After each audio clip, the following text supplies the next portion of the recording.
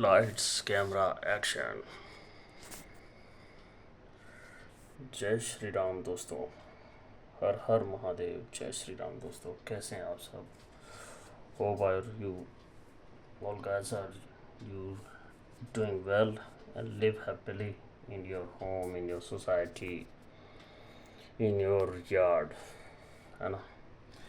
तो आप लोगों से तो यही है कि भाई कैसे हो आप सब? अच्छे तो होगे। तो welcome back to my channel. तो रोज़ की तरह आपको भी मेरा इंतज़ार रहता होगा, मुझे आपका इंतज़ार रहता है, मुझे सभी व्यूवर्स का इंतज़ार रहता है, मुझे अपना भी इंतज़ार रहता है कि मुझे अपना वीडियो अपलोड करना है। ये मेरा टास्क है, ये मेरा सीरियल है। सीरियल का एपिसोड होता है ना, ऐसे आज मेरा एपिसोड नंबर 111 है। 111 एपिसोड है। इसको आप तीन मत देखो, इसको आप अलग अलग देखो।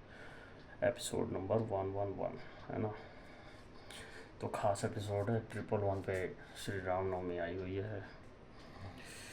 मर्यादा पुरुषोत्तम श्री राम, जिन्होंने अपने पिता की आज्ञा पे, अपनी माता की आज्ञा पे 14 वर्ष का वनवास स्वीकार किया और वो काम किया जो उनके माता पिता ने उनको आदेश दिया था। उनके पिता के वचनानुसार उनकी पत्नी माता कैकेयी ने 2 वर मांगे थे युद्ध में, देवासुर संग्राम में, है ना। तो वो जो 2 वर थे ना दोस्तों, उन 2 वर को उन्होंने उस टाइम मांगा, उस समय मांगा जो श्री राम जी का तिलक होने वाला था, राज्याभिषेक होने वाला था अगले ही दिन। तो जब दशरथ जी को जब पता चला कि ये वर मांगा है, तो दशरथ जी के पैरों तले धरती निकल गई।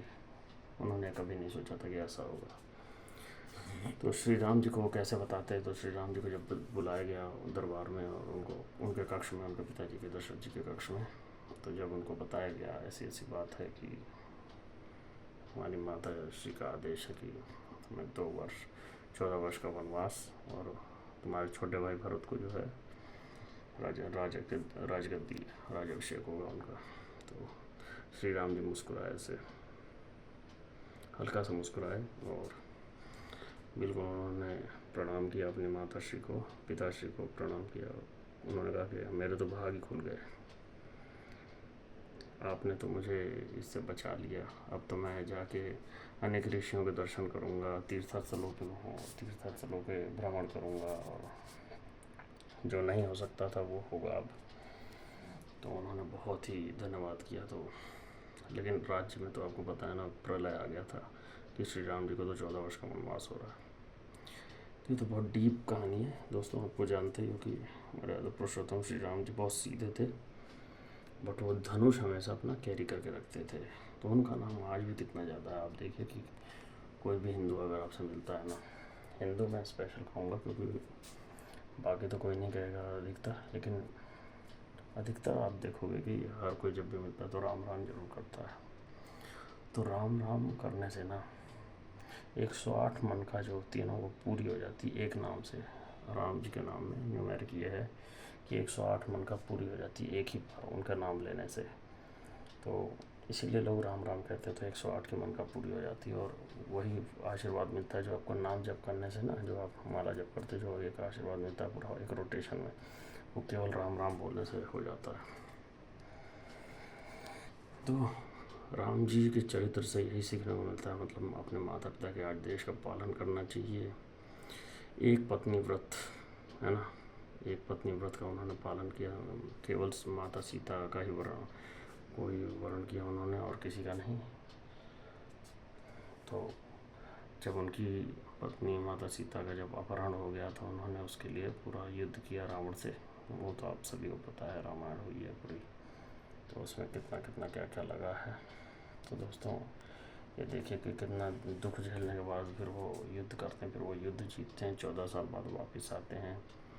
फिर माता सीता जी को फिर निकालना पड़ता है, उन्हें जंगल के लिए भेजना पड़ता है क्योंकि वो राजतंत्र, जब वो राज्याभिषेक पर बैठ गए थे मर्यादा पुरुषोत्तम, तो राजतंत्र के लिए, राजनीति के लिए उन्हें भेजना पड़ा माता सीता को।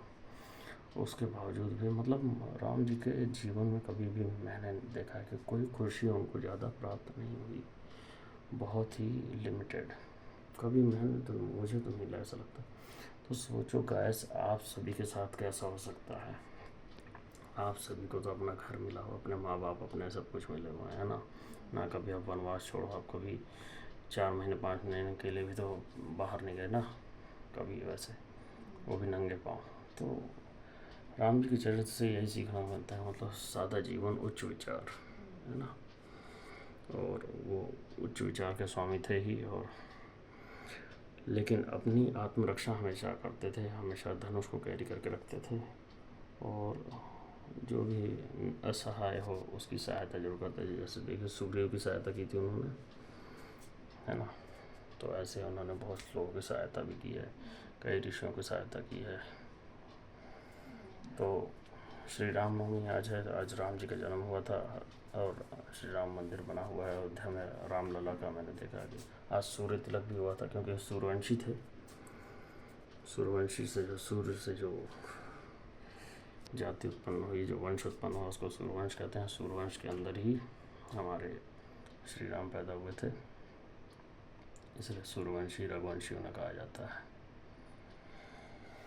इसीलिए उनका सूर्य का तिलक किया जाता है दोस्तों। आप अगर आपको पता ना हो तो जो सूर्य का उनको तिलक किया जाता है, तो किस लिए किया जाता है, क्योंकि वो सूर्यवंशी रघुवंशी थे, है ना, क्षत्रिय। तो भगवान श्री राम के बारे में ये इतनी बातें हुई गाइस। और अगर मैं आपको बताऊं तो आज बात करते हैं दोस्तों आज के ब्लॉग की। तो ब्लॉग दोस्तों आज बड़ा ही अच्छा लग रहा है मुझे, रामनवमी है तो ब्लॉग बनाने में बहुत अच्छा लग रहा है। ये सब श्री राम की कृपा है शायद आज। तो राम जी की तो कृपा रहती है। और राम जी किसके भक्त थे दोस्तों, ये बताइएगा कमेंट में, आप लिखिएगा कि राम जी किसके भक्त थे, वो किसकी पूजा किया करते थे, और राम जी के भक्त कौन थे, सबसे परम भक्त राम जी के कौन थे, और राम जी किसके भक्त थे, परम भक्त, वो किसकी आराधना करते थे। ये तो आप सभी जानते होंगे कि राम जी के परम भक्त कौन है, कौन राम जी को सबसे ज़्यादा मानते हैं, ये तो आपको पता ही होगा। लेकिन राम जी किसकी पूजा करते थे, ये आपका क्वेश्चन है। ये आप कमेंट में मुझे आंसर दीजिएगा कि वो किसकी पूजा किया करते थे, है ना। ज़्यादा मुश्किल नहीं है, लेकिन आप किसी की हेल्प मत लीजिएगा, आप खुद से ये आंसर दीजिए, गूगल की किसी की हेल्प लिए बिना। चाहे गलत ही आप बोलिए, लेकिन बोलिए, पता तो चले, है ना। तो ये छोटा सा क्विज भी होगा इसमें। तो गाइस बात करें ब्लॉगिंग की, तो ब्लॉगिंग तो दोस्तों हमारा आपको पता है कि डेली ब्लॉग बना रहा हूँ मैं। डेली व्यूज़ उतने नहीं आते, लेकिन अब क्या करूँ, बनाना तो पड़ता ही है। अपना डेली का मेरे को जो एपिसोड है, मेरी लाइफ का जो एपिसोड है, वो डेली टेलीकास्ट होता है यूट्यूब चैनल पे। इस टाइम दोस्तों अब शनिवार लग चुका है, क्योंकि 12 बज चुके हैं पूरे के पूरे। इस टाइम घड़ी में 12 बजे जैसा मैंने देखा है,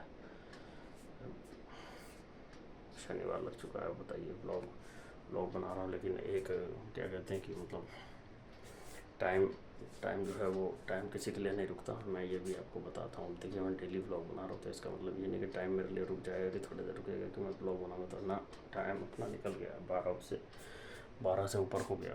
तो टाइम दोस्तों किसी का इंतज़ार नहीं करता। अब सोचो मैं 111 दिन से मैं ब्लॉग बना रहा हूँ, मेरा उसने टाइम ने इंतज़ार नहीं किया कि मैं डेली इस टाइम ब्लॉग बनाता हूँ, 12 बजे तक बना लेता हूँ।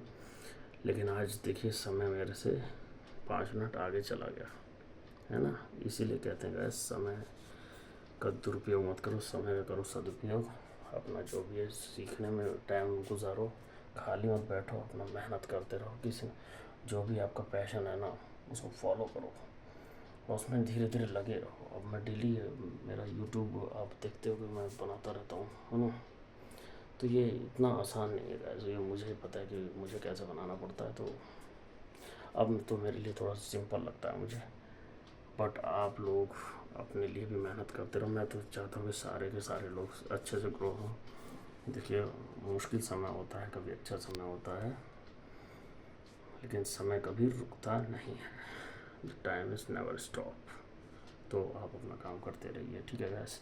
मिलते हैं 112वें ब्लॉग में, और कुछ अच्छी और भी बातें करते हैं। आज तो रामनवमी स्पेशल ब्लॉग था हमारा, तो हाथ जोड़ के बोलते हैं जय श्री राम, हर हर महादेव, ओके गाइस, मिलते हैं कल के ब्लॉग में। पैकअप यहीं पे करते हैं इसका, है ना। वैसे पैकअप करने का मन करता नहीं है, सोचता हूँ और बातें करता हूँ। अब मैं स्टॉप पे बटन दबाने वाला था, लेकिन बटन हट गया हाथ से। तो वही है कि क्या कर सकते हैं। ओके दोस्तों, चलो को यहीं पे क्लोज करते हैं। Bye bye.